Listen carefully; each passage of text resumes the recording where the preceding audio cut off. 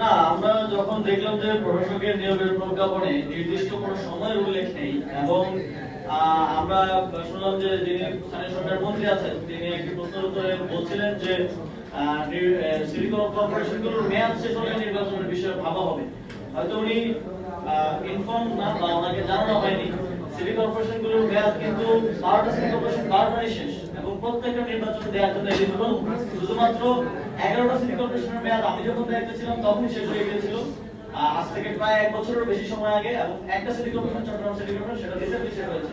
সুতরাং প্রত্যেকটা সিটি কর্পোরেশনের নির্বাচন দেওয়ার জন্য উপযুক্ত। এমন সময় নির্বাচন না দিয়ে কোন নির্দিষ্ট সময়সীমা উল্লেখ না করে প্রশাসক নিয়োগ দেওয়াটা আমরা মনে করি এটা একই সাথে অগণতান্ত্রিক এবং একই সাথে এটা লেভেল প্লেইং ফিল্ডকে নষ্ট করবে। যে প্রশাসক হচ্ছে সে যদি প্রশাসকের পদে থেকে নির্বাচন করে অথবা তার দলের কাউকে সহযোগিতা করে তাহলে অন্যদের জন্য নির্বাচন করাটা কঠিন হয়ে যাবে এবং সেখানে বসে থেকে নির্বাচন করা। আমাদের যে বিএনপি সবসময় বলে এসেছে যে তারা তত্ত্বাবধায়ক সরকারের অধীনে নির্বাচন চায়, তারা দলীয় সরকারের অধীনে নির্বাচন চায় না, কিন্তু এটাও একই অবস্থায় হয়ে যাচ্ছে।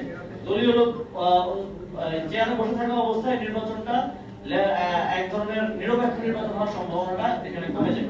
আর কোনো প্রশ্ন নেই,